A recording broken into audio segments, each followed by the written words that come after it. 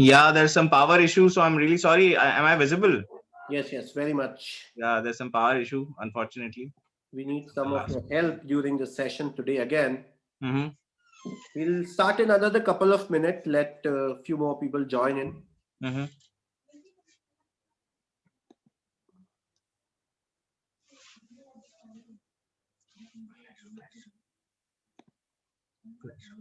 Hi guys, good evening all of you.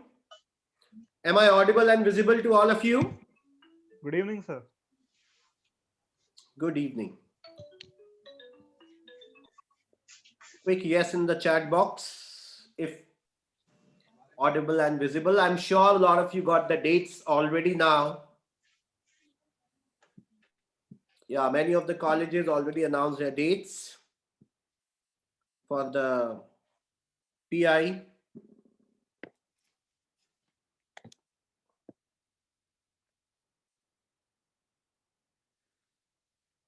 We'll start in another couple of minutes, right?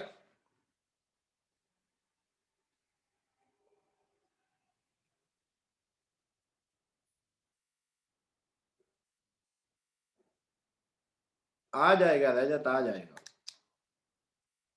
I'm sure in another couple of days they will announce. Today, I believe CAP announced the dates.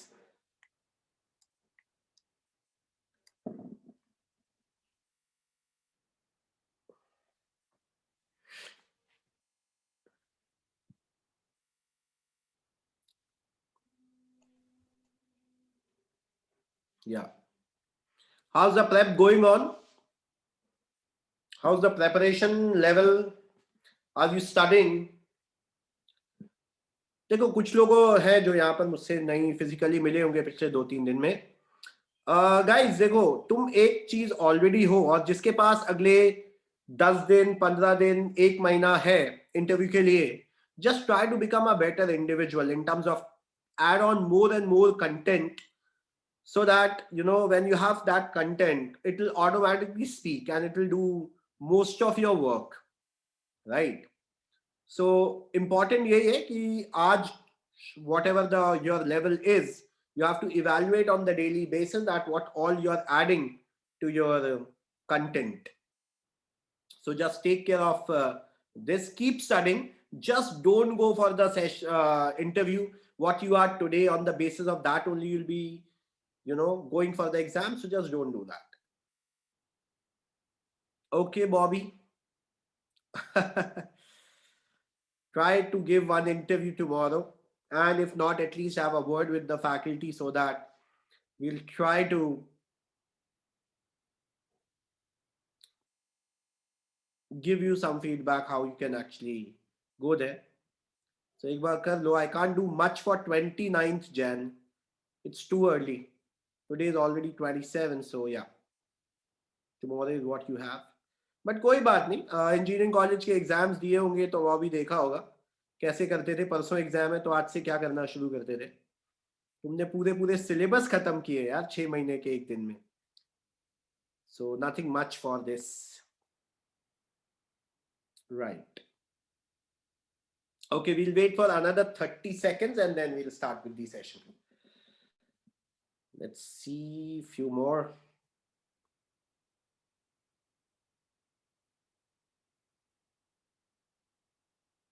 हाँ रजत, तुम्हारे पास अच्छा time है. Make a in-depth analysis of what exactly you want to do in your life in next 2 years and next 5 years. I know we cannot make a very long-term strategy, but we can always create a vague idea.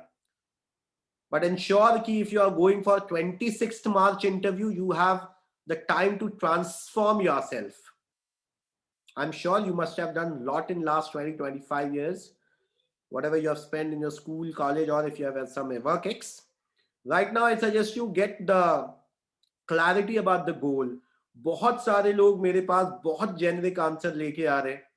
Let me be honest, it's not always the generic answer. They always wanted to know whether your decision for MBA is well thought or this decision is just you have taken in haste.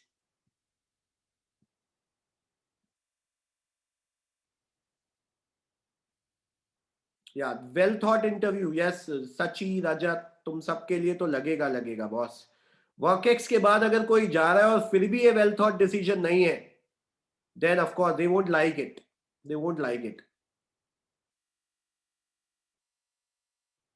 2.5 साल के work ex के बाद Sachi, I think you should only look for your work domain. So domain related knowledge, whatever company you have worked in, whatever work you have done, so you should do that.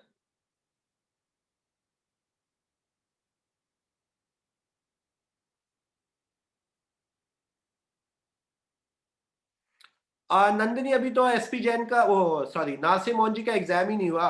Late the exam get over and then I believe it will happen. Okay, chalo. Without wasting any more minute, let me quickly introduce you with today's session and topic. Today, we will be discussing about one of the very, very important technology, and to help me in that, I have Nikhil sir with me again, where we'll be more answering your questions rather actually giving you too much of gyan on that. The technology that I'm going to talk to you about is blockchain technology. Most often, पहले तो मैं जानना चाहूंगा, how many of you there in this session who already heard and studied something in blockchain, heard about and did the things on blockchain technology? If you can use the chat box, I think that'll be much better. Heard and studied a bit about this, कुछ तो पता है. Wow, Pradeep, thank you. You will be a good help for all of us in this class. Creative genius, please tell me your name, yaar. Matlab, it's not nice if I call you by some random name. You can rename yourself. तो मुझे connection feel हो. चाहिए rename कर लो उसमें. बार बार मुझे बनाना पड़ेगा. अरे creative genius, you tell me. Yeah. I know you are creative and you are genius as well. Your left brain and right brain are both super active. Okay. Yeah, rest of you guys.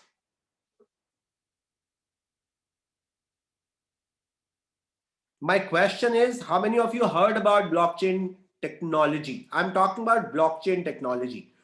Most often people confuses or correlate this with only one single application that is called cryptocurrency, right? So let me tell you, like, cryptocurrency is one of the application of this technology called blockchain technology, right? I know there are many who haven't heard much about this because I've got only 6-7 reply where people actually know about this thing and technology. So let me just play a small video of 10-15 minutes, and in that duration you will carefully watch this. You will be having a pen and a copy wherever you feel anything. After this 15-20 minute video, we will surely try to help you to understand it in a better manner. If we need to go too technically into that, then we will see to it किसके लिए कितनी इसकी जरूरत है.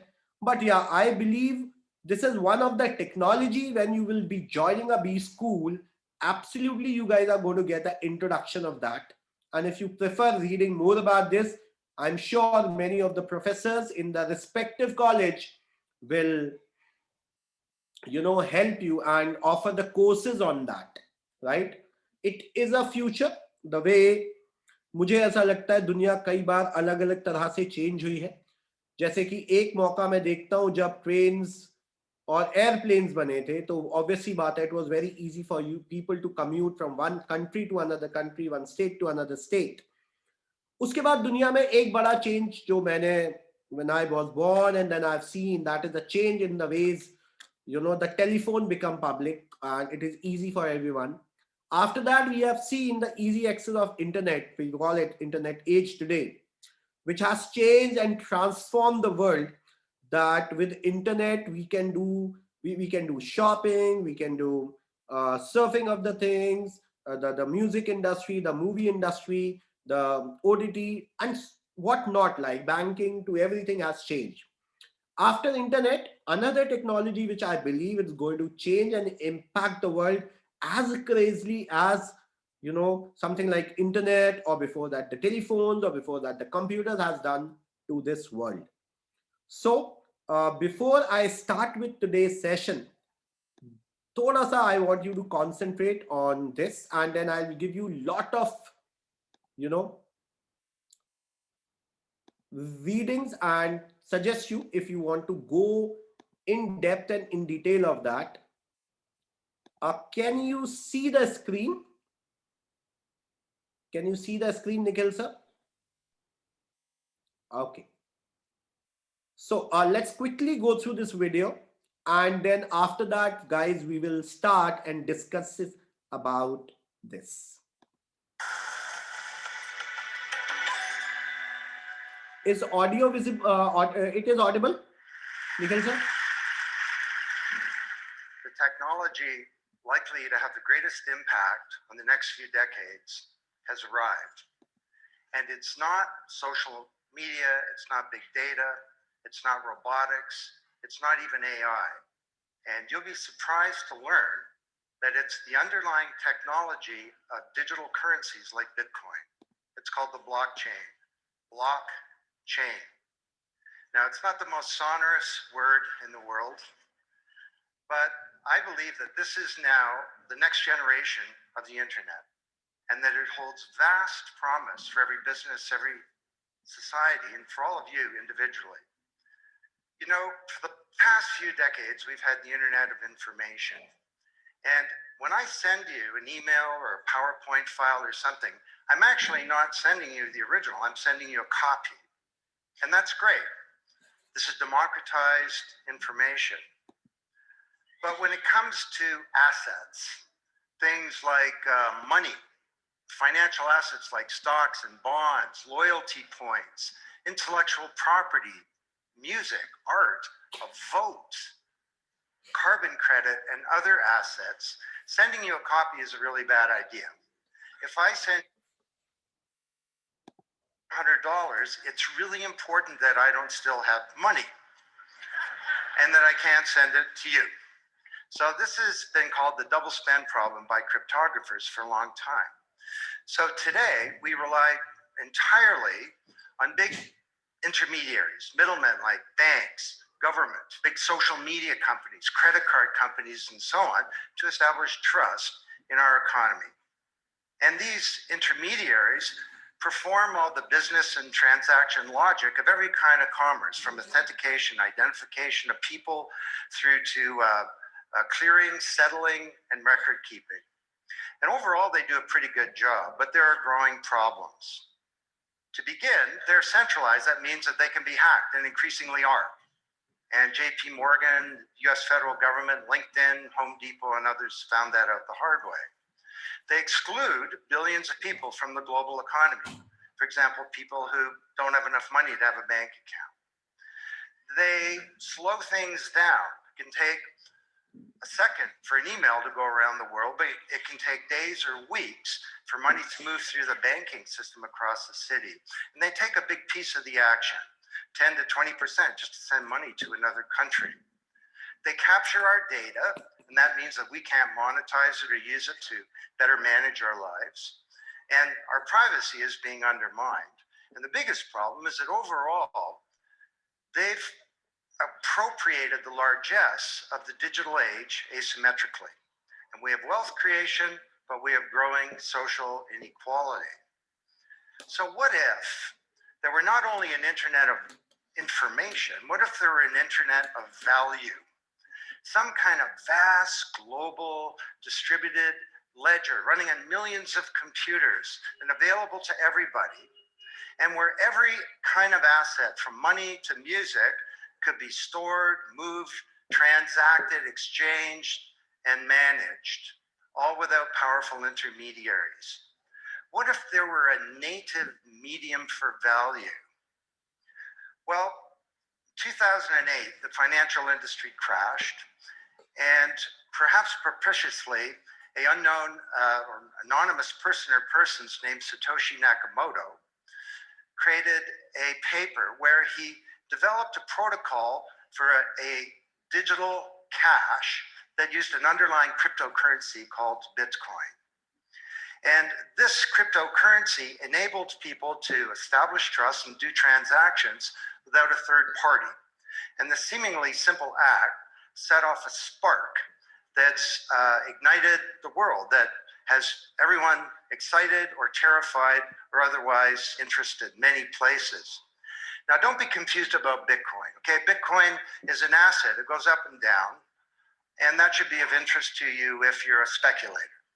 More broadly, it's a cryptocurrency. It's not a fiat currency controlled by a nation state, and that's of greater interest. But the real pony here is the underlying technology. It's called blockchain.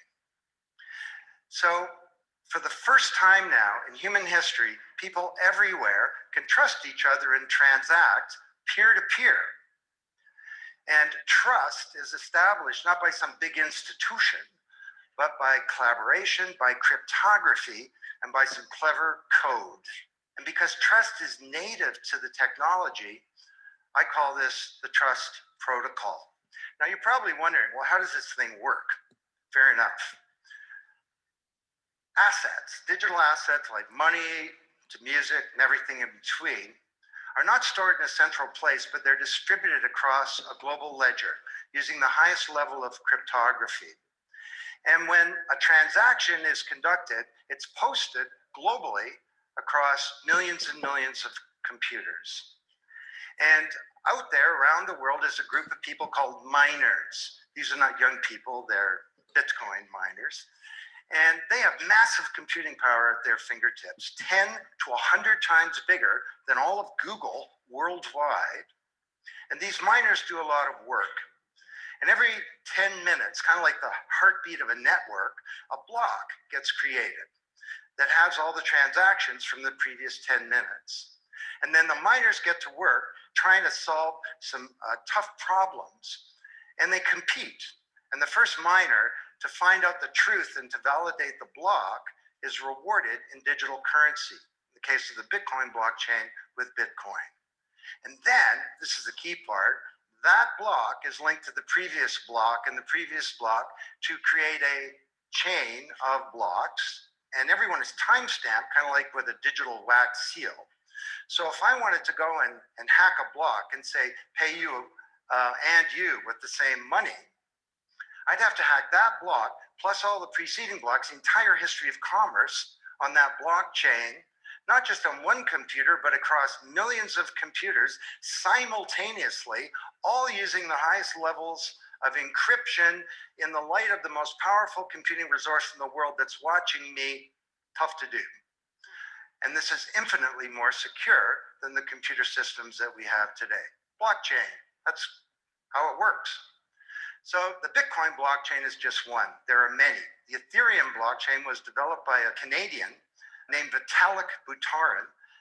He's 19 years old. And this blockchain has some extraordinary capabilities. One of them is that you can build smart contracts. It's kind of what it sounds like. It's a contract that self-executes.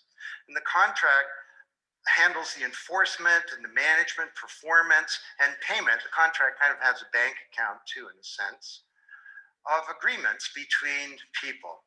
And today, on the Ethereum blockchain, there are projects underway to do everything from create a new replacement for the stock market to create a new model of democracy where politicians are accountable to citizens. So to understand what a radical change this is going to bring, let's look at one industry, financial services. Recognize this? Rube Goldberg machine. It's a ridiculously complicated machine that does something really simple like crack an egg or shut a door. Well, kind of reminds me of the financial services industry, honestly. I mean, you tap your card in the corner store and a bit stream goes through a dozen companies, and each with their own computer systems, some of them being 1970s mainframes, older than many of the people in this room. And 3 days later, a settlement occurs.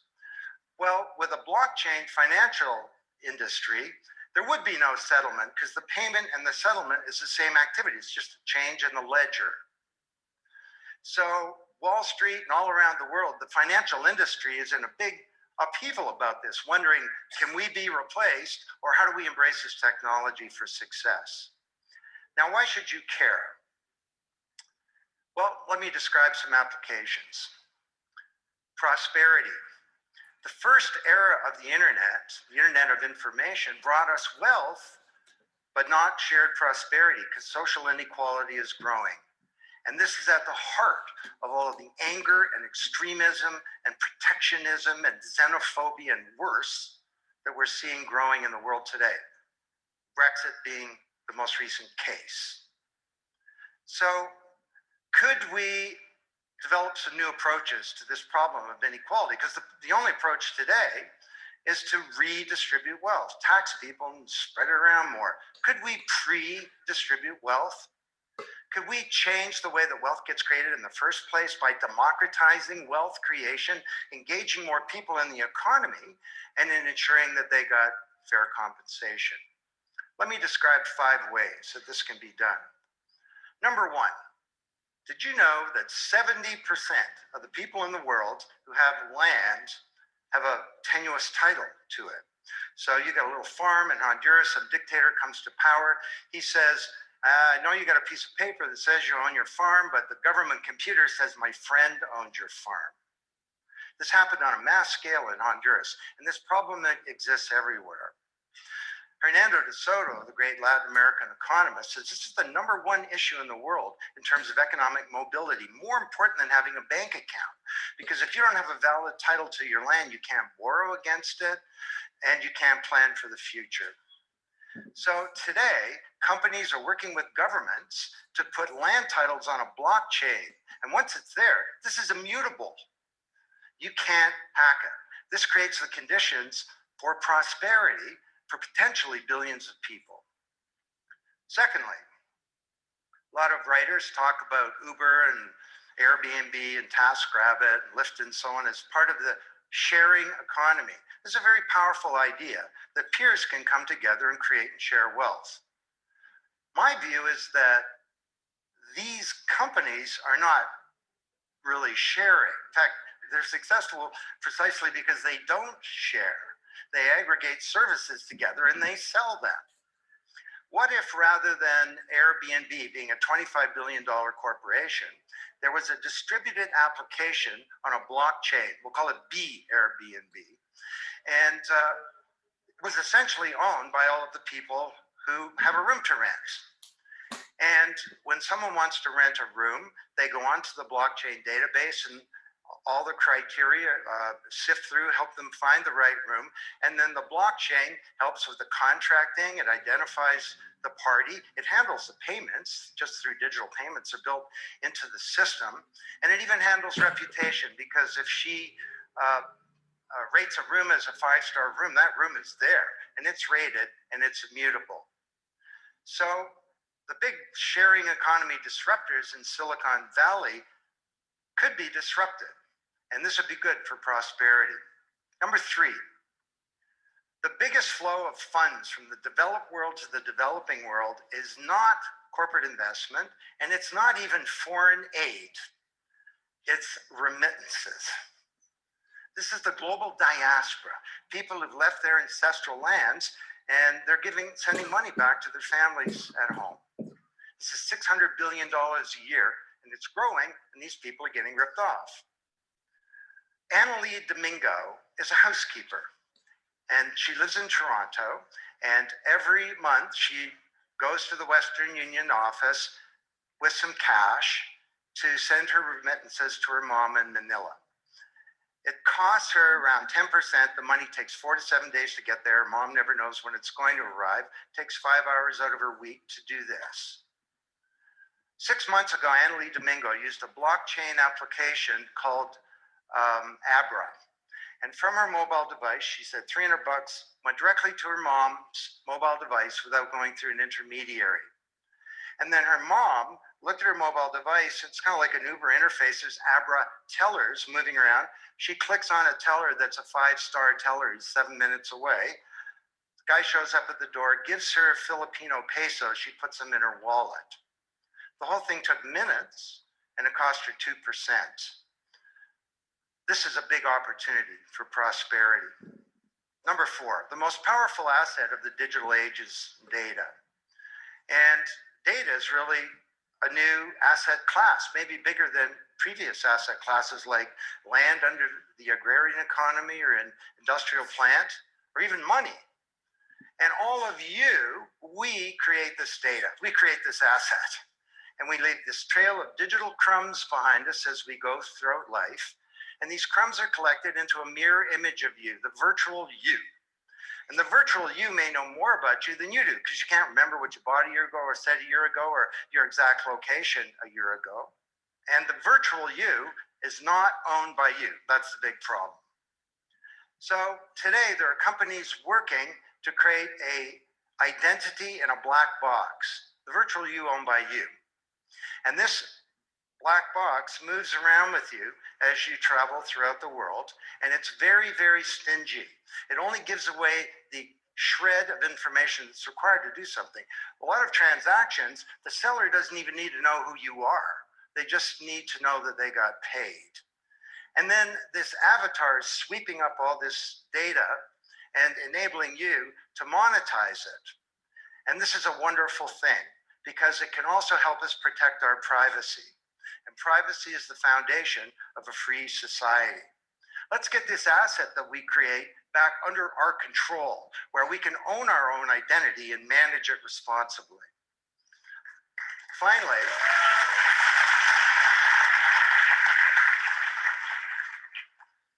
Finally, number 5, there are a whole number of creators of content who don't receive fair compensation, because the system for intellectual property is broken. It was broken by the first era of the internet. Take music. Musicians are left with crumbs at the end of the whole food chain. You know, if you're a songwriter, 25 years ago, you wrote a hit song, it got 1 million singles, you could get royalties of around $45,000. Today, you're a songwriter, you write a hit song, it gets 1 million screams, you don't get 45K, you get $36, enough to buy a nice pizza. So Imogen Heap, the Grammy-winning singer-songwriter, is now putting music on a blockchain ecosystem. She calls it mycelium. And the music has a smart contract surrounding it. And the music protects her intellectual property rights. You want to listen to the song, it's free, or maybe it's a few microcents flow into a digital account. You want to put the song in your movie, that's different. And the IP rights are all specified. You want to make a ringtone, that's different. She describes that the song becomes a business. It's out there on this platform, marketing itself, protecting the rights of the author. And because the song has a payment system, in a sense, a bank account, all the money flows back to the artist, and they control the industry rather than these powerful intermediaries. Now, this is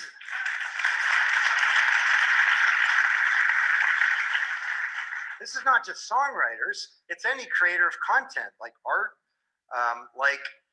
inventions, scientific discoveries, journalists. There are all kinds of people who don't get fair compensation. And with blockchains, they're going to be able to make it rain on the blockchain. And that's a wonderful thing. So these are 5 opportunities out of a dozen to solve one problem, prosperity, which is one of countless problems that blockchains are applicable to. Now, technology doesn't create prosperity, of course, people do.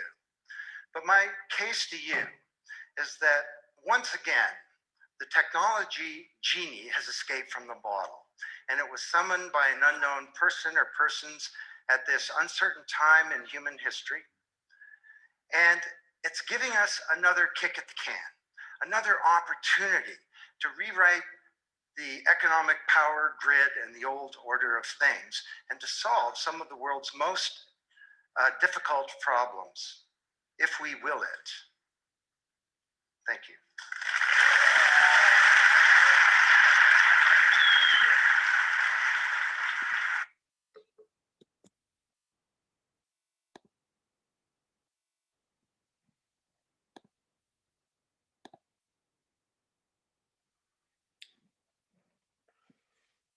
Okay, so I hope you have gone through this and you have got a brief understanding about that what exactly this blockchain technology does.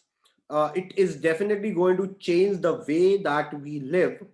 uh, Taking the various examples from music industry to any kind of content writer to inventions, talking about the currency exchange, the land which we talk about, right? Of course, in India, especially when we see around, there are a lot of dispute. If you go to the court and find out the civil cases, you will find most of the dispute lies in the acquisition of land. More than that, if I believe how it will change the system and make people accountable, Nikhil sir, correct me if I'm wrong. um, Voting system, voting machines, right? If in that case, right now we have a lot of issues with the EVM, a lot of issues with the ballot paper voting system, etc. If that will be happening through this technology, you can always find out the things how this actually work. So Nikhil sir, I really want you to start with a brief, like how this things actually started and where exactly we are moving ahead in future with this particular technology. Mm. So good evening, everybody. And it feels like I'm sitting in front of a lantern, which is actually the case. मेरे mobile का जो flashlight, it's helping me to communicate with you. There's some power issue right now where I am. I'm traveling currently. Um, Don Tapscott, the video, I think it's one of those videos uh, everyone who wants to know something about blockchain watches. He mentioned a number of I think resounding stories, encouraging stories, how this technology is changing the way we function, changing the way we interact with each other. I want to tell you another one. Um, you must have heard of Malala, and why is it connected with Malala Yousafzai, the Nobel Prize winner? She fought against Taliban for getting uh, the girls around her in her society the right to education. In an orthodox society, that right is something that is not available. And it's very difficult for girls to actually pursue education. So in a similar society in Afghanistan, there is this woman called Roya Mehboob, and she decided one day, like one fine day, that she want to produce techies out of the girls who she found to have an acumen for that, you know. And but then for that you need computers, for that you need systems, and in a society where education is, not allowed at all, technical education is a far cry. So she was facing a problem. She wanted to find a way out of that, and that's how she did this. So what she did in those days, Bitcoin was just coming. Bitcoin was just introduced, and people just started talking about it. And it's way back in 2013, 2012, 14, I think. And she was like, okay. And there was no regulation in those days. Right now there are regulations, countries are placing regulations on it, so it's not as easier as it used to be in the beginning. You just needed an internet connection. In fact, you could have mined bitcoins on your phone itself. So what she did, she was like, okay, I'll like meet these girls, open their bitcoin accounts, and through them I will order laptops for them. And they somehow, got those laptops delivered to their doorstep. And she started taking classes online, and she started teaching them. And today, after like 8 years, these girls are now women, and I think they are winning competitions in robotics across the world. And it's a very promising story. You should read more about it if you get chance.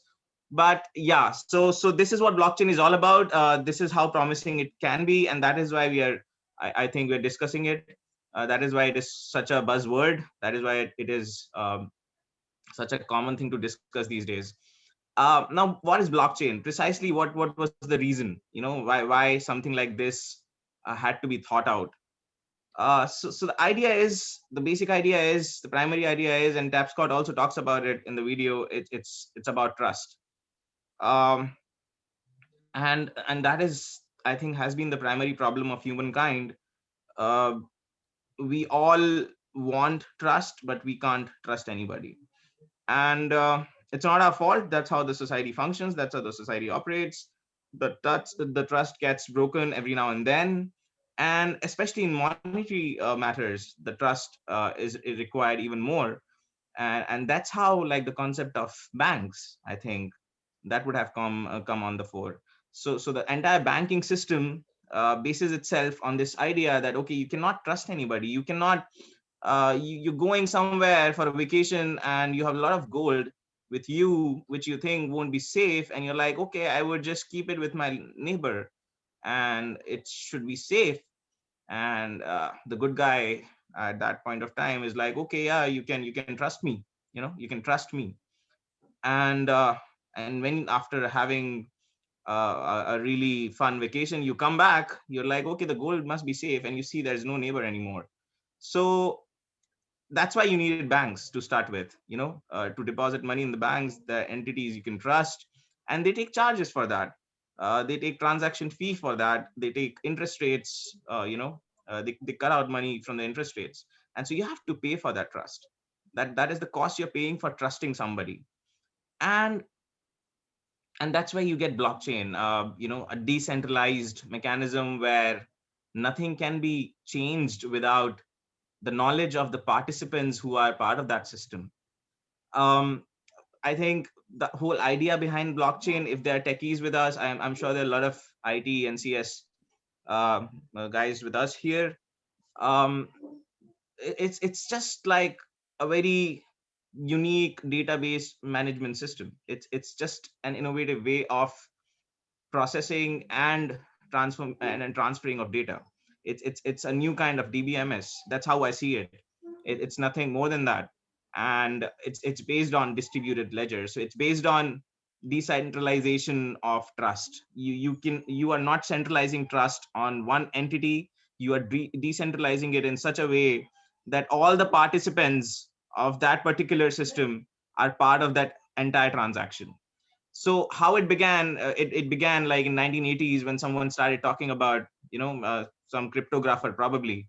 So cryptography has been there, and I think has been there for very long in computer science. And that talks about, like, the idea of encryption, for instance. You need to, like, it's a security mechanism, in computer science, and it's a whole science in itself. And these cryptographers had a problem. Like, they all understood that, okay, internet, or the advances made in the computer science technologies can be used in financial system as well. But how?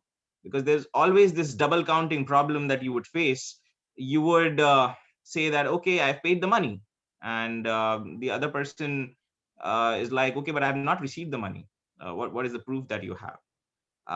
There were a number of issues with that kind of system, with that peer-to-peer transaction. And someone came out with this distributed ledger technology, where you're like, okay, so it's not about having a system of two people, only two individuals only. You're having a system of many individuals, and these all individuals will vouch for a transaction, a single transaction between two individuals. So if, for example, majority of them say, okay, yeah, we say yes, we have verified that this transaction has been made, it has been completed. um, and then, so you have to believe us, because we are majority of the people, you know in this entire system. And we have an incentive to say yes or no. If we say yes, and majority of us say yes, then we get a share out of it. If we say no, there's no transaction, we won't get anything. And that's how in 80s this idea came up. It evolved slowly. And there was this, I think, some fictional guy called Satoshi Nakamoto. So it's said that Satoshi Nakamoto is the inventor of blockchain. Nobody has seen him. Nobody knows him. Many people have claimed that, I am Satoshi Nakamoto. Many people have claimed after that. So probably I see him as a fictional entity. I see him probably somebody liked this name and probably published a thesis on that name. And so 2008 this came up, and for the first time, and that's where cryptocurrency, I think the first application of blockchain technology was cryptocurrency, and that cryptocurrency was Bitcoin as we all know it today. And it's sailing around $40,000. And those days, if you would have purchased a Bitcoin, I think you won't have to write cat. So bad for all of us. But the idea was, okay, I'll enter I'll start with a Genesis block, and this Genesis block will be time stamped. There will be there'll be what time this transaction is being made, and what date it is being made, and that piece of information would be blocked, would be saved in a file. It's a block is nothing but a file. It's a file, and it can have like amount of information, like you can have a block which is as big as 1 MB, for instance, and it can have a log of information, like log of transactions, and this is Genesis block. And the next transaction I make, and the next time there's another block which gets created, because there's only that much space in a block, there's only 1 MB, for instance. So उससे ज्यादा खत्म हो जाएगा तो फिर अगले block में information transfer करनी पड़ेगी, बट वो जो अगला ब्लॉक है वो पिछले वाले ब्लॉक से कनेक्टेड है. So the number of people who are entering into this transaction, they keep on increasing, and you have a Genesis block जहां से टाइम स्टैम्प रिकॉर्ड हुआ है. तो बीच में अगर आपको टाइम स्टैम्प फर्ज करना है, so it will require consensus. Now you have peers, now you have too many people in the system, and when a transaction is going to be verified, these people, if it is verified by more than 50% of the people, then that is the verification we need. So that's how a peer to peer system works. अगर 50 से ज्यादा, अगर 100 लोग हैं system में और 50 से ज्यादा लोगों ने कह दिया कि ये ट्रांजैक्शन सही है, तो उसको सही माना जाएगा. अगर उन्होंने मना कर दिया तो उसे सही नहीं माना जाएगा. उनका स्टेक है, उनको इंसेंटिव मिलता है उससे, और उन्हीं को हमने जब कहना शुरू किया, so Tapscott was talking about that. He was talking about miners, and these were miners. So what Satoshi did in his work, he gave a problem, a set of problems. He gave he and it was like, वो problems को आप जब solve करोगे, so एक Bitcoin create हो जाएगा. So you solve like a simple linear equation to start with, and you get a Bitcoin. And that was how simple it was in the beginning. And that's why I was saying you could have mined a Bitcoin on your phone, because the amount of power that was required was not that much. The amount of processing power that was required to solve a problem was not that much. Now that guy, the funny thing that he did, the complexity of the problem would keep on increasing as you keep mining Bitcoins. So he went on, and these equations kept getting more complexer, and it was like very difficult and required more power. So then you come to, like, from phone you switch to a PC, and from a PC you are like, okay, I need like GPUs now. And then today we have huge, like size, like I think plots of lands being used to mine these Bitcoins, to solve these problems which are now very complex, which cannot be solved through a simple computer. So these are miners, and they do two things. They are mining, so they are creating Bitcoins. How? They are validating the transactions that are being done on Bitcoin. So I have a, what is a Bitcoin? Now I have a public key, I have a private key. I have, जैसे हमारा login ID password होता है, वैसे ही मेरा address होना चाहिए. अगर मेरे पास कोई भी करेंसी है तो उसका ये प्रूफ कहाँ से आएगा कि वो मेरा ही है. सो मेरा एक पब्लिक की होगा, प्राइवेट की होगा. पब्लिक की इज माय एड्रेस, प्राइवेट की is the key to my house, and private key is not something that I'll share with anyone. But public key, you can see my record, and whatever transactions I have made, they are public. So you can go and see, okay, Nikhil is there on this blockchain network, and these are the transactions that he has made. And whatever transaction I'll make, these miners will come and I'll be like, okay, I'm paying Bitcoin to this guy. The other guy will be like, okay, Bitcoin has been paid, and these miners will validate the transaction. Okay, this particular key has made this particular transaction. It should get recorded, and there's a log. And so that Bitcoin keeps traveling, the transactions keep getting recorded, and that's how a system, a peer-to-peer system, where we have now finally decentralized trust. So that was the application, that was the primary application of blockchain, Bitcoin. And I think for a very long time we kept getting confused. They were I think synonymously used in the beginning. People would ask me. I started reading on blockchain in 2014, I guess, and people would ask me, so tu Bitcoin janta hai?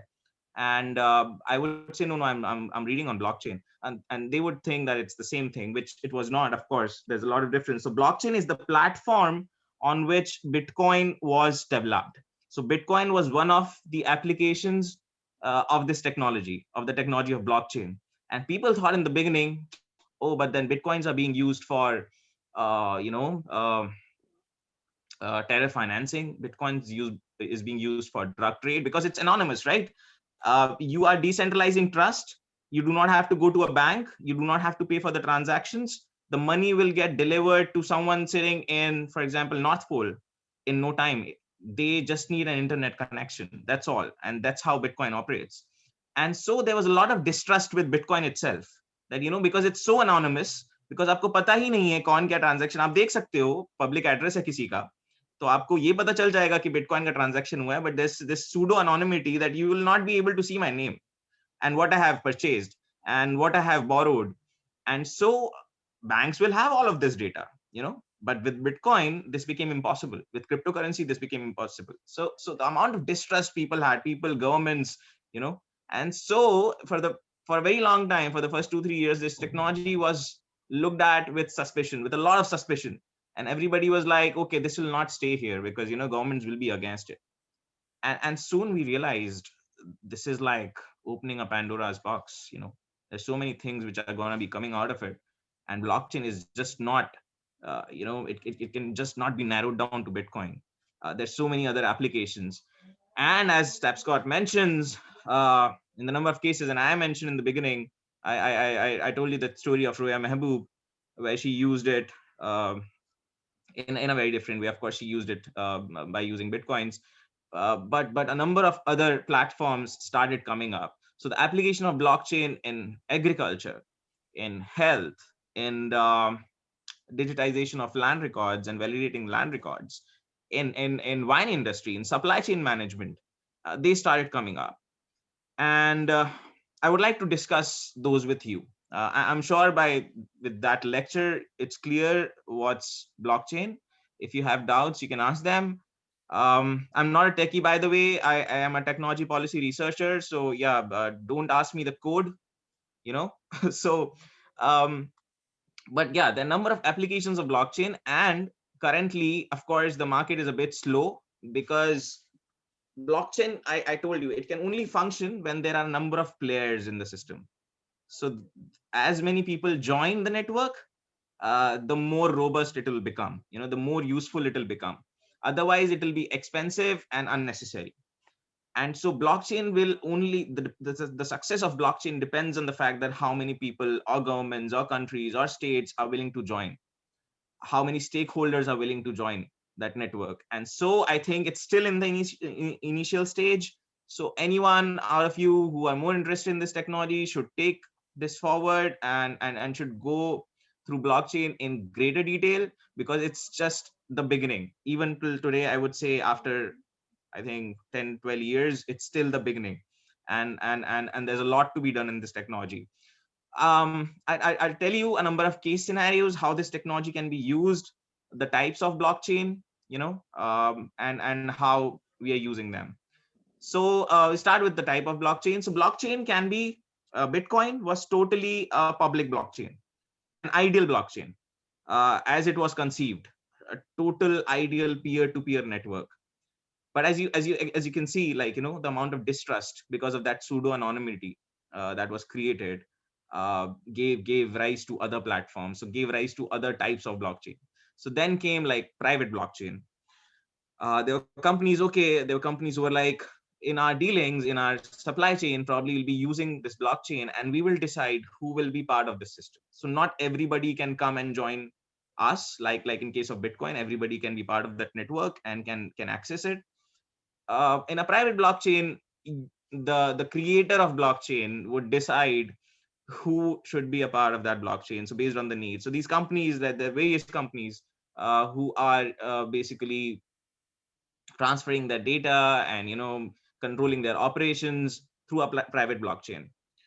Then there's a hybrid blockchain. So some part of the blockchain you can keep it public. You can, so a government blockchain, for instance, can be a hybrid blockchain, or a private blockchain can be a hybrid blockchain, because the whole reason of getting a blockchain is like, भाई अगर land record का case लेते हैं, तो मेरा जो जमीन है, मैंने जमीन खरीदी किसी से, और उसने मैंने उसको पैसे दे दिए, और उसने बोला ठीक है, हो गया। और फिर मैंने बोला जमीन तो मेरी हो चुकी है, और फिर मैं विदेश चला गया। 5 साल बाद मैं आया, तो वहाँ मेरे पास पेपर्स थे, आई हैव पेपर्स, बट 5 साल बाद मैं आया, तो वहाँ पे एक मॉल बन चुका है, and I am shocked and surprised at the same time, because I have papers and somebody else has, you know, just used it for themselves, and I'm confused, and I go to the authority and I'm like, okay, these are the papers, but my land is being occupied by somebody else. And that person is like, no, it's not your land. These papers were fake, and you should have checked, you should have verified from the authorities, and it's not your land, and you can't do anything about it. And I'm like, okay, I've paid for it, like, what are you talking about? And but then there's no proof, and eventually I'll go to the court, and the court might take like 10, 20 years, 30 years, and 30 years later I'm dead, and I've lost what I paid for that land. So this has been the story in India for a very long time. How do we sort this out from with the help of blockchain? So what I do is I digitize all the land records. I have the records, I have the legacy data, किसकी जमीन कहाँ पे है, अभी तक का जितना भी डेटा मेरे पास है सिस्टम में, वो मैंने डिजिटाइज कर दिया है, जो कि ऑलरेडी वेरीफाइड है. there's no conflict. There's nobody coming to you and saying, okay, this is my land, and the other person is fighting for it as well. So in that case, yeah, there are issues, but where the data is very clear, where the records are very clear, we have it on, we have them digitized. And then we would be like, okay, अब इसमें जो भी transactions आगे चल के होंगे, like buying and selling of land, for instance. So कोई भी अगर buy करता है land किसी से, तो वो जाएगा, तो वो बंदा अपनी एप्लीकेशन पे, जो कि ब्लॉकचेन पे होगी, वो उसको ट्रांजैक्शन करेगा, वो उसको पैसे देगा, वो उसको बोलेगा हाँ मैंने बेच दी है, वो सेल जो है वो वहां हो जाएगा. How did you collect the data? Yashpal, I don't know what data you talking about, but we have data.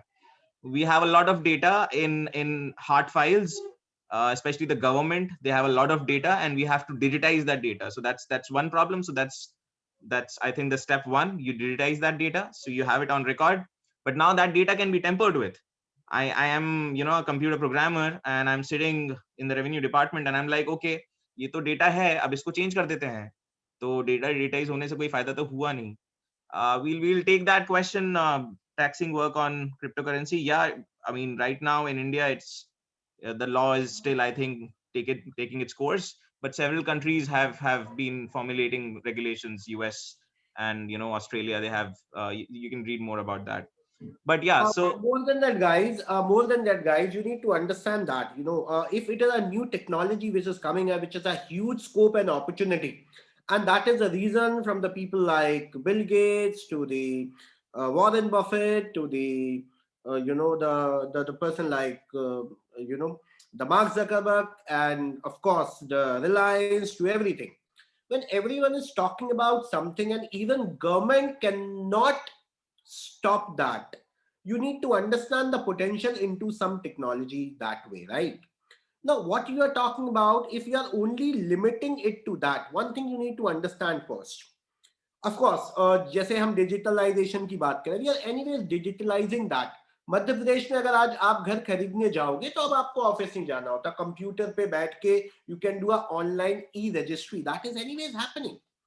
But the purpose coming up here is that right now the technology of the management system, the DBF is what you call, the way we are managing the data, that can be tempered.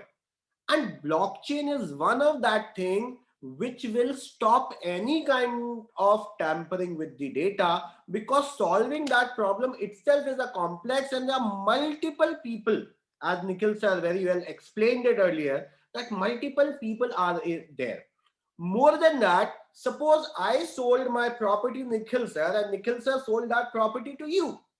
Now the good part is that I knew that the owner of my property was Nikhil sir, and then if he sold it to somebody else, that also I'm aware of. तो where is that chain coming up? तो इन blocks की तो ऐसे chain बनती जाएगी. Obvious सी बात है, अभी तक जो सारी चीजें हैं उसको हम यहाँ पर digitalize कर रहे हैं. We are bringing all of these into the system, but again we have to create a kind of system that can't be tempered, and that is where the use coming up in here, right? So that's how, even for the transaction it will happen, even for the best part, what I believe about this, no single person can control that. As you see nowadays, this is anyways which is happening, right? With the various bank, the non-performing assets, the way the money is going and becoming, we are not getting at the time of the thing ki link kahan se aa raha hai. At mid there is a link, that is broken. So you need to understand that, right? Of course, it is a decentralized thing. Nobody can control that, and everyone is in the control. So that is one important thing. If one person is controlling everything, that is a kind where the corruption can occur. But everyone is having every knowledge about that. I think that is how the things will work. How the taxing work with cryptocurrency? Somebody asked that. देखो अभी को cryptocurrency को the way we are dealing with the stock market ऐसे देखा जा रहा है, India में भी और बाकी कंट्री में भी. तो अभी तो गवर्नमेंट ये कहती है कि आपके पास अगर क्रिप्टो करेंसी है और वो 1 साल के लिए है तो आपको long term capital gain tax देना पड़ेगा. Right now it is treated as a asset for which you are going to give long term capital gain, right? ये terminology of course stock market आप पढ़ोगे तो आपको समझ में आएगा. तो over the period of time जो भी आपकी वैल्यू बढ़ती है उस एडेड वैल्यू के ऊपर you have to pay the tax to the government. Right now the things are at this level. Nikhil sir, anything in the taxation system you'd like to talk? Yeah, some countries are treating them as securities. Some countries are still figuring out how to treat them, and so that's why we have a Ripple case abhi right now going on. If you've heard about XRP,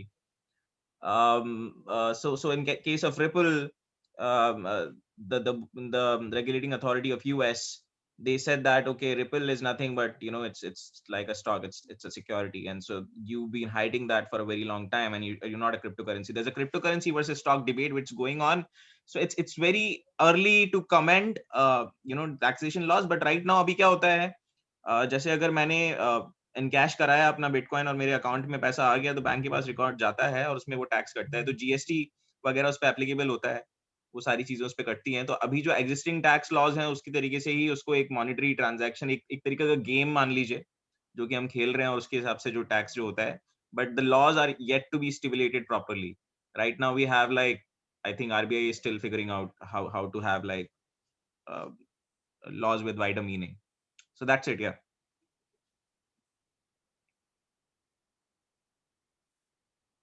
Nikhil sir, another question coming up here is, how will blockchain tackle the problem of terror funding?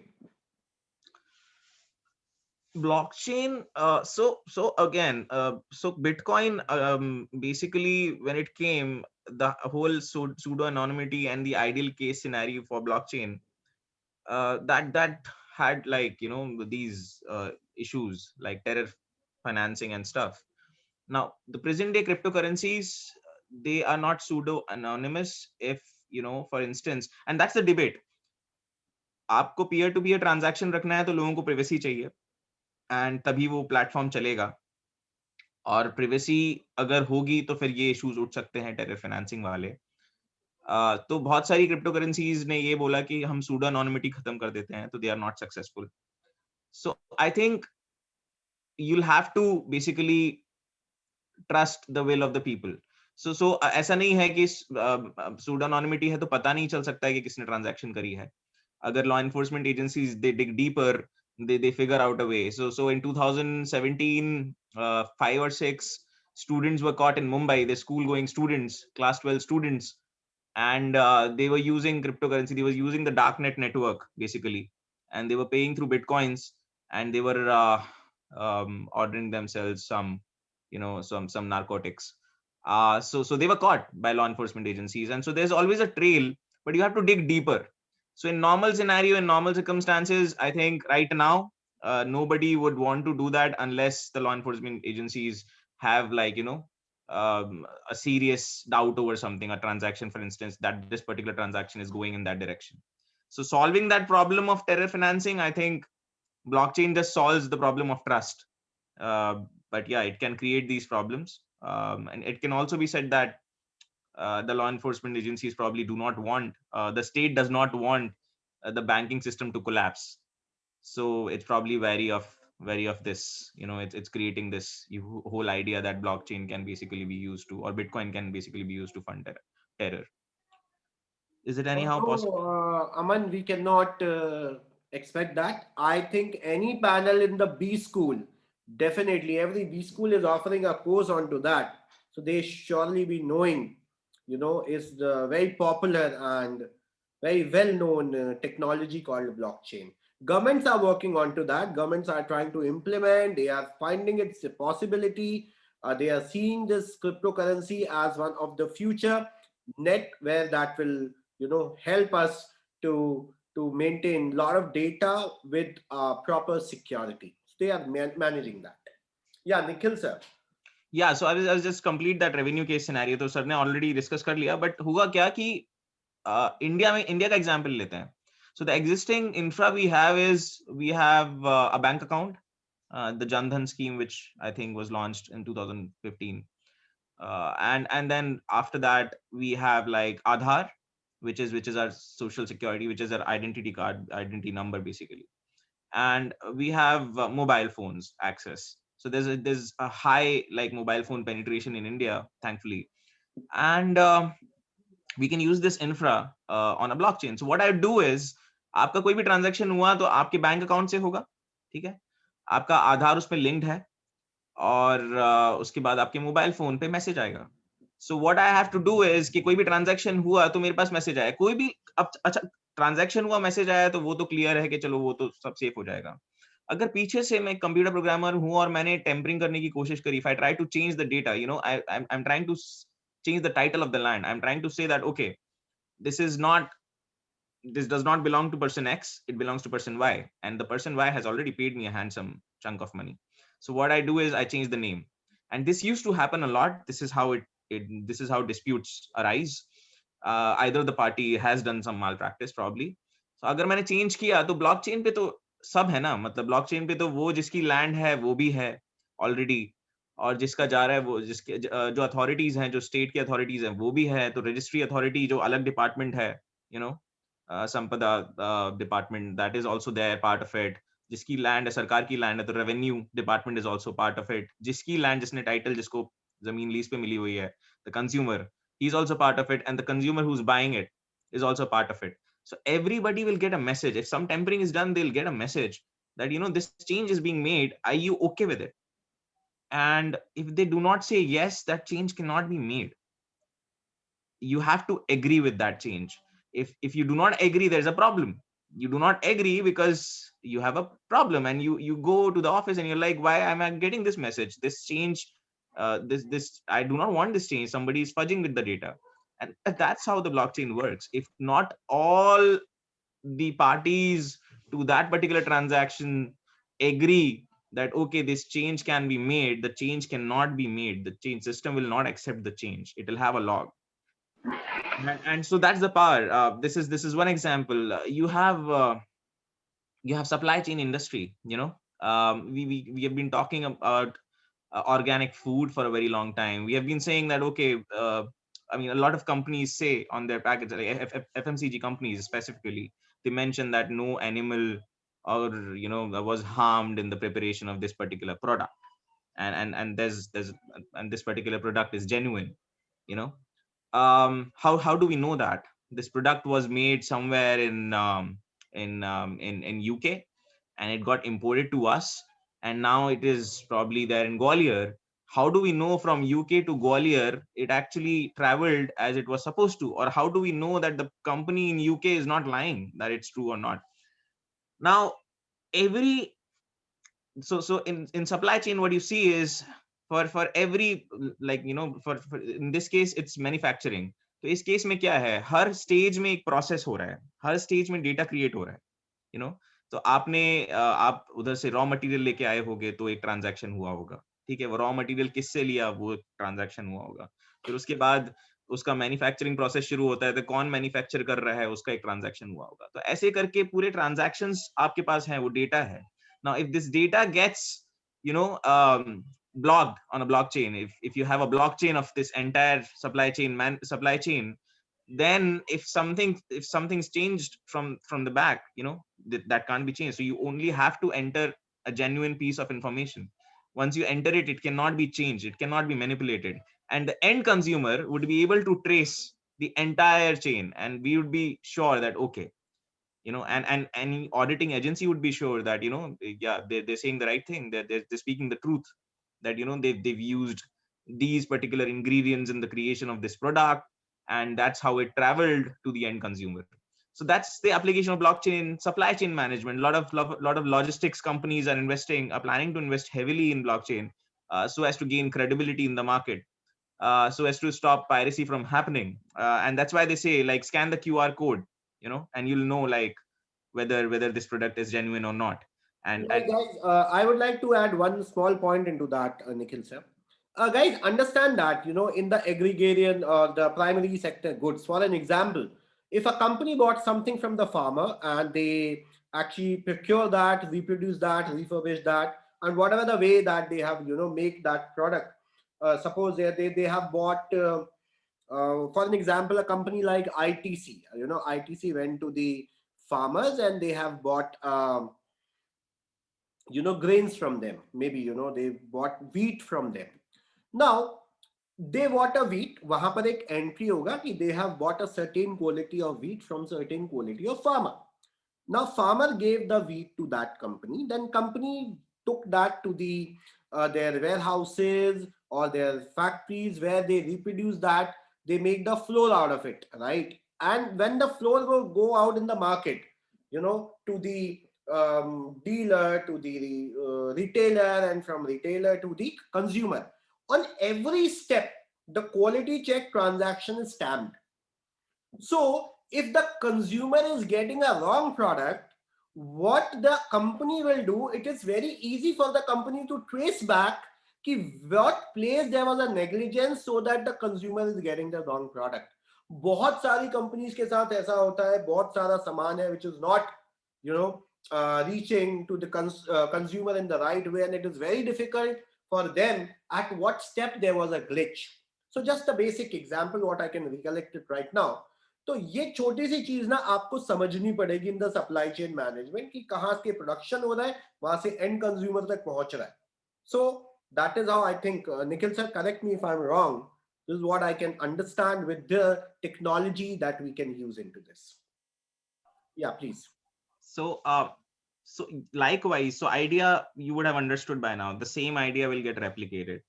Ethereum, they came up with, so Ethereum is also, I think, it's a cryptocurrency. Vitalik Buterin is the founder, and so we know the founder of Ethereum. We do not know the founder of Bitcoin. And Ethereum, they learned from Bitcoin the Bitcoin mistakes, and they basically improvised on Bitcoin, and they were like, okay, we'll increase. But then they were like, okay, we'll increase the speed of transactions even more. So they reduced the size of the block. They were like, 1 MB का block है और छोटा कर देते हैं. So more the blocks, the time that will require to process the information will be lesser. So it is much faster. Then they came up with the idea of smart contracts. So they were like, okay, you've promised, and I think Don Tapscott talks about them. And smart contracts are like, basically, you live on rent at my place. It's a very small example. आप मेरे घर में रहते हो, आपको महीने की 3 तारीख को किराया देना होता है, 3 से 5 तारीख तक जब भी आप देते हो, तो वो फिक्स है, एंड आपको वो किराया देना ही है, तो भाई हमारे बीच में जो कॉन्ट्रैक्ट हुआ है, तो हमने उसको स्मार्ट कॉन्ट्रैक्ट पे जब जैसे ही हमने उसको एक्टिवेट किया, तो हर महीने की 5 तारीख को आपके अकाउंट से मेरे अकाउंट में वो पैसे आ जाएंगे. So you can not fool around with that, and automatically वो ट्रांजैक्शन जो है वो होगा, वो होके रहेगा, बिकॉज हमने एग्री कर लिया था कि ये 1 साल तक ये पैसे मिलने हैं. सो अब वो so ऐसे बहुत सारे कॉन्ट्रैक्ट्स होते हैं जहां पे कि conditions are already stated in the very beginning कि भाई ये करेंगे, ये हम एग्री करते हैं दोनों parties, and we have our consent, and okay, we accept all the terms and conditions, and now we are finally in a contract. And we see a lot of issues coming up, like 5 years, 6 years down the line, there's a party which breaches the contract, the terms and conditions of the contract. And to stop that, there's a smart contract. आपने promise कर लिया, हमने यहाँ पे code कर दिया, यहाँ पे ऑटोमेटिकली जो है वो ट्रांजैक्शन होता रहेगा without, you can not now fudge. You cannot now take a step back, basically. So yes, there has been an evolution in this whole idea, the number of problems, and I think in the coming days we'll see, like, how blockchain caters to we got that question कि वो terror financing वाला कैसे problem होगा, तो उस पे भी बात होगी probably. But why does blockchain take a hit all the time? So Gartner in 2018, they said, like, okay, the implementation of blockchain is not huge. It was supposedly like number 1, number 2 technology, the most promising technologies of the decade, but the implementation is not huge. And Gartner is I think, अगर आपको कभी भी किसी भी technology के बारे में पता करना हो, तो जस्ट फॉलो गार्टनर. वो टेक्नोलॉजी का पूरा XYZ आपको बता देगा, type of technology, the most promising technologies of our times. So they are like, they do all the research work, and they come up with the most trustable data on that. So ये एक बहुत बड़ा concern था कि implementation नहीं हो पा रहा है उस तरीके से. तो why, what are the reasons? And the reason, I think, and this can be, and this is, I'm discussing this because this can be, I think, you can face this question in the interview, because everyone's talking about the blockchain, so they'd be like, why is it not so successful? How many states have blockchain? How many companies in India have successful blockchain models? And you do not have too many examples. You do not have any. Actually, you do not have any example right now. So of a complete, we have pilots, we have proof of concepts, we have small projects, 2 district 3 districts में project कर लिया, हमें लगता है कि ठीक है वो हो गया है, but हमने large scale पे अभी भी एक कोई successful model इंडिया में नहीं है. So why so? And this can be a question that can be raised to you. And I think, I personally think, with all my engagement with the technology and the state and the problems we have faced in the implementation of this technology, there are 2-3 things which have to be I think, which are very important, which are very critical once we talk about success of blockchain. So number 1, I've already discussed, there should be stakeholders who should be willing to come on the platform. So if you have no one coming, no one willing to come, and no one willing to have a transparent mechanism, then you cannot have a blockchain. So अगर revenue की बात करते हैं, तो हमने land records की बात करी, तो वहां पे रजिस्ट्री का डिपार्टमेंट, रेवेन्यू का डिपार्टमेंट, म्युनिसिपल कॉर्पोरेशन डिपार्टमेंट, ये सारे डिपार्टमेंट्स को आना पड़ेगा, ऑनबोर्ड होना पड़ेगा, सारे डिपार्टमेंट्स को एक साथ मिलकर आना पड़ेगा. और जब तक ये तीनों नहीं आएंगे, तब तक किसी ना किसी लेवल पे डेटा फज होता रहेगा. So blockchain can not be successful when you do not have cooperation between stakeholders. Number 1. Number 2, it is important for us to understand if we actually need a blockchain. Blockchain can be implemented everywhere. आप सारा का सारा data blockchain level पे. So I mentioned that it's a database management system. तो भाई आप पूरा का पूरा दुनिया भर का जितना भी ट्रांजैक्शन हो रहे हैं, आप blockchain based database पे करो ना, कोई दिक्कत नहीं है. But it's very expensive. You have to design a blockchain, and then you have to maintain a blockchain, and you have to have protocols. You have to have consensus mechanisms in place. So it's not that simple. It is expensive and it's complicated. So you cannot just implement it anywhere. It can be used anywhere, but you have to ask this question: is it useful here? Is it worth it? तो जहां पे transaction involve हो रहा है, जहां पे monetary transaction involve हो रहा है, पहली चीज वहां पे ब्लॉकचेन का एप्लीकेशन हो सकता है. अब क्या इस मॉनेटरी ट्रांजैक्शन में पार्टीज इन्वॉल्व हैं, डिफरेंट पार्टीज, अगर ज्यादा पार्टीज इन्वॉल्व हैं, तो और अच्छा केस यूज हो सकता है. और क्या इस पर्टिकुलर ट्रांजैक्शन में किसी पार्टी के फर्ज करने की या फ्रॉड करने की के चांसेस हैं. So अगर वो है case, so that is the best case scenario. If you are fulfilling all these 3 conditions, then yes, you can have a blockchain. If you're not fulfilling these conditions, you don't need a blockchain. And the problem, because of a new technology that came, everybody started talking about blockchain everywhere. So it got a lot of discreditation as well. It got discredited to the point where people were like, okay, it's just a buzzword, it's a big word, and it cannot be implemented because there's no successful model as of today. So that is something you should keep in mind with the perspective of interview, of course. And I think the primary idea is, it's very simple. अगर आप internet को समझते हो तो आप समझ जाओगे कि ये तो होना ही था. You know, the idea of internet is itself, the internet itself is so revolutionary that someone can create a revolution in Iran where the government has full control, and वो एक वहां पे एक social media campaigning के through एक पूरा का पूरा movement शुरू कर सकता है, and he can run away to a different country and can become a fugitive, but nobody catches him. The idea of internet is so revolutionary that, you know, an entire plant in Iran was hacked, and there could have been a possible calamity. You know, the Stuxnet, उसके बारे में अगर आपको पता हो तो. So internet अपने आप में इतना रिवॉल्यूशनरी आइडिया है कि उसका जो एडवांसमेंट होगा वो इंटरैक्शन पे ही होगा. More and more people having access to mobile phones, more and more people having access to smartphones, more and more people having access to internet on their telephone. Now that is where they interact with each other, and this interaction can do wonders. You know, this interaction can transactions, of course there's one way, monetary transactions हो सकती हैं, banks जो है उनको आप redundant कर सकते हो. उसके बाद आप basically knowledge का, you know, आदान प्रदान कर सकते हो. So for example, आपके पास ये बहुत सारे cases आपने सुने होंगे कि degrees फर्जी थी, you know. So there is no way to in India to actually verify your degree. You can take your degree, there would be a background verification agency in case you are employed somewhere, and colleges तो शायद वो भी use नहीं करते थे. So there was no way to actually verify whether this degree is fake or it's genuine. Now with blockchain you can enter that data once and for all. सबका सारा का सारा data एक डिजिलॉकर में आप enter कर सकते हो और उस data को आप share कर दो. Okay, so blockchain increases your shareability. You can choose what to share. You do not have to share the entire chunk of data. So for example, some employer is looking for someone who is MBA in marketing, so you would only share MBA in marketing वाले candidates का data. आपको पूरे MBA holders का data या सारे students का data भेजने की जरूरत नहीं है. So blockchain would do it for you. वो data आप share कर दो उस particular employer से, वो verified data होगा क्योंकि वो blockchain पे entered है, उसको tamper नहीं किया जा सकता.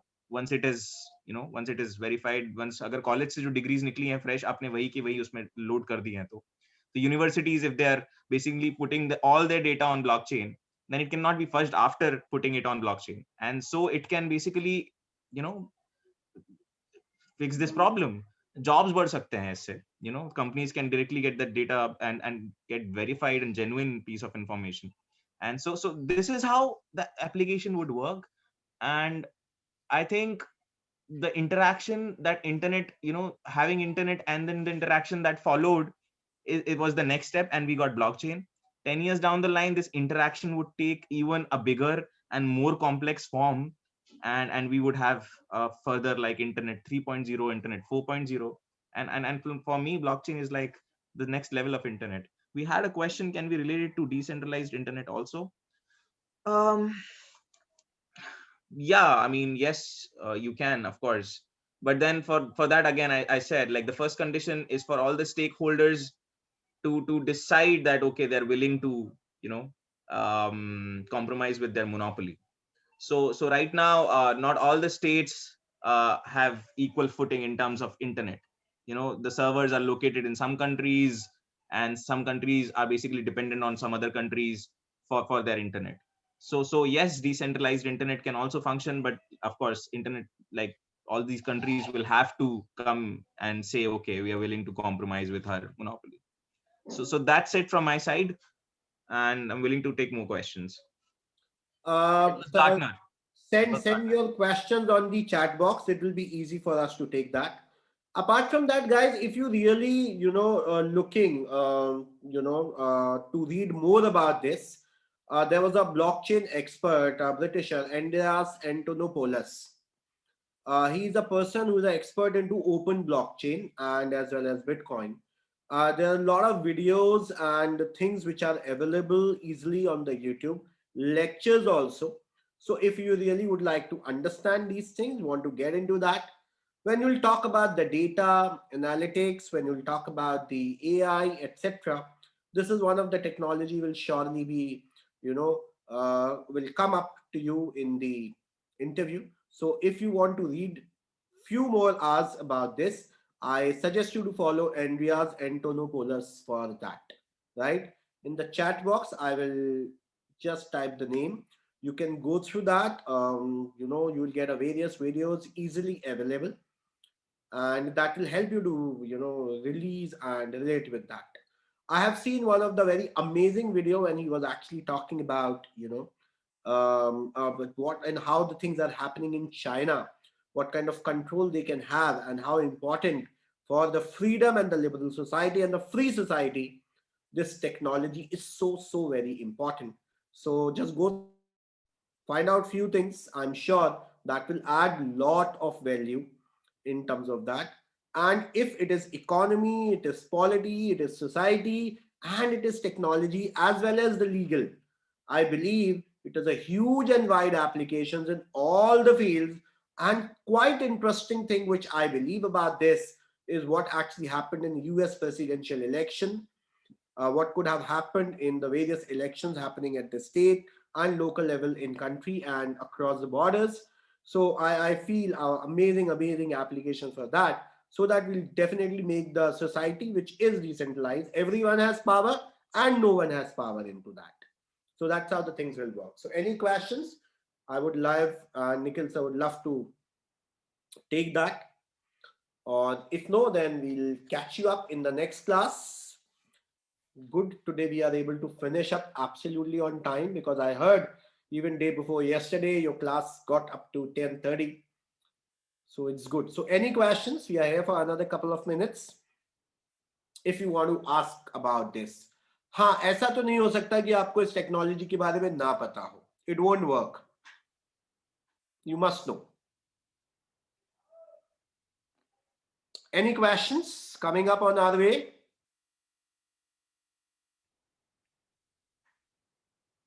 Excuse me, sir. Nikhil sir, there's a question. Even ECI wants to come up with remote voting. So they have collaborated with IIT, which working on. Yeah, okay. That is for our information. Yeah, Pradeep, thank you for adding this. Yeah, who's this? Somebody was speaking something. Yes, sir. Excuse me, sir. Yeah, Sarthak. Sir, I wanted to ask that, as we said, that blockchain is in a sense very transparent system, Yeah, that everyone knows that, okay, these all transactions have taken place and they cannot be fudged. right. But sir, at the same time, we are saying that it also guarantees privacy. So, sir, Listen, Sarthak, as far I know, whether Nikhil sir will surely add into that. In this, Nikhil sir told you one very important thing, if you understood, that there are the two keys that you are going to get. One is a public key, another is a private key, right? More importantly, it is not with the name of Sarthak Somani. This will come up with the name in terms of some unique code will be assigned to you. Just as I know that, like, the blockchain, Bitcoin basically works on to call नहीं उठाया तो उसकी call का wait कर 256. ठीक है बता दियो मैं 10 मिनट बता दे Soumyadeep, can you please mute yourself? होगी कॉल ये भी जाऊंगा नहीं. Yeah. So, I'm sorry, I just lost my thought. So, where I was, yeah. So, understand, you will be having a unique code to that, right? That code is absolutely be yours. So, Bitcoin works on to. Bitcoin can make a combination as high as 2 to the power 256. Now, you can imagine that the number of the bit system that it works on. So if you go into the technicality, there are a lot of videos available, because not everyone in this class were engineer. So I've not talked about in depth about how this technology and the coding part works. That is not much important for many of the, but if you are working on to these technology and engineer coming from that background, you must know and you'll surely be able to relate with that. Nikhil sir, anything you would like to add into this question of Sarthak? Yeah, so I think it has been answered by sir very well. Pseudonymity is like the same thing. Your name is not appearing, but like as much information as you require, you would want to know that whether this transaction was being made or it's a fake transaction, whether this Bitcoin exists or not, or like somebody else is just like saying, okay, I have a Bitcoin. What is the proof that he has a Bitcoin? So I think that would solve the problem that, okay, you can trust now and you do not have to see the face of you or who you're transacting with, right? So you can be like buying shoes from someone who's not using them anymore and that person is sitting in Africa. But what's the problem with those shoes get delivered to you and you do not know whose shoes they were? So I think it's very simple that way. As much information as you would require and no other, you know, socio-economic criteria of that person who's involved in that transaction. So it promises privacy. At the same time, you know, it brings transparency on our transactions. It doesn't talk about the individual, it focuses on the transaction, whether the transaction was transparent or not. So, as you talked about Bitcoin example of purchasing shoes, so I Yeah, do not know whose I do not know whose shoes they were, but as they are being delivered to me, the person knows me. But as we say that Bitcoin is responsible for terror financing, so if we come to know even one party related to that transaction, we would somehow come to know the other party as well. But we are not able to track even a single party in Bitcoin transactions. So we say that okay, it is very private, but at the same time we are saying that it's very transparent and it is a guarantee that the transaction definitely took place between these two individuals who can later claim and show proof, yes, this is the proof on blockchain. So how do we solve this paradox? It's not a paradox. I would say it's very simple. As I said, it's a good question to start with, but as I said, Bitcoin blockchain is not focusing on the person. The person who's making the transaction is not the subject. The transaction, whether that transaction is genuine or not, is the subject. Is the focus. Now about terror financing, so there was this thing. There's this thing called Silk Road, which is the um, Amazon of darknet basically, and you can get anything there. You can order a supari killer from darknet. So अब darknet भी इसी उस पे काम करता है कि trace नहीं कर सकते हो कि एक नोड यहाँ है दूसरा नोड वहां है, तो इतने मल्टीपल नोड से होके इन्फॉर्मेशन जा रहा है कि it's not bouncing back. So it's there's no way to trace it, you know. But somewhere someone, you know, left a trail.